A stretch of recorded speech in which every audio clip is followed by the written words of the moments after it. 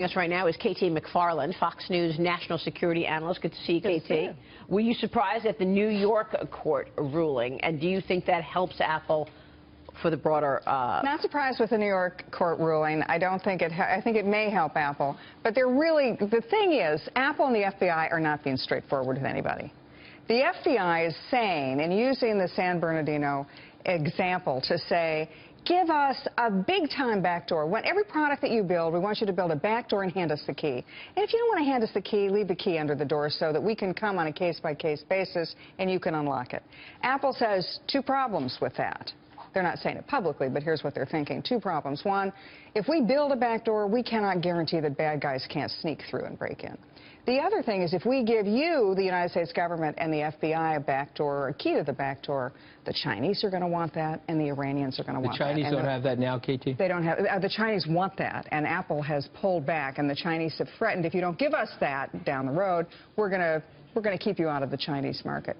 And Iran is the brand new really big well market. said, KT. The big market they're looking for is Iran. Now, both Iran and China would love to have backdoors because they'll go after their dissidents.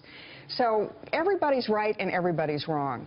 I think there is a solution, and that is that the former White House chief information officer, the woman who set up the Bush email system, she said, here's what you do.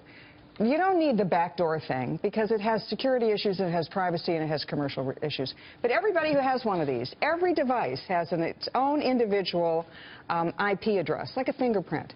Go after the IP address. So go down through the cloud, decrypt that one email or that one password on that one phone on a case-by-case basis, and that's how to do it. Why won't the FBI do that? The FBI has said, look, we want the ability to go into everybody's. That's wrong. You know, look, if you and I were running things, we would say, okay, Apple, FBI, just do what you need in this case and stop.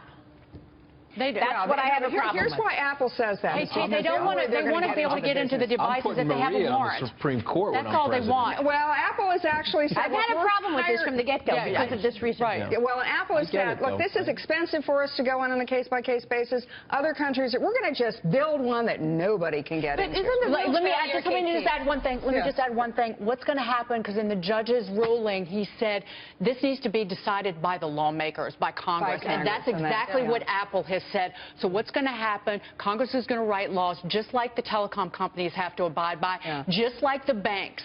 How is this any different from a bank? If the FBI has a search warrant, has a court order, they get the information and they get it from telecom companies. Their equipment has to be designed so it can basically honor a court order. Apple is saying, well, that's the out. It will have that's to. the out for Apple, though. They can see, then they can say to their consumers, it was legislated into place. Exactly. That's my out. I did my best to. Maybe, but that doesn't help on the Chinese and Russia thing. That doesn't help with the.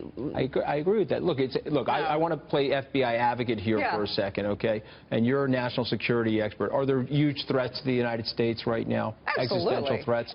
And bigger threats that are coming. So if you were running the FBI, wouldn't there be enormous pressure on you to want this sort of information? Of course you want it. But from Apple's point of view, if they're saying, look, we can't guarantee, if we give it to you, we may be pressured, but frankly, we can't guarantee that other hackers aren't going to sneak in through this back door and use it. And the so FBI says what to that? What does the FBI say to that?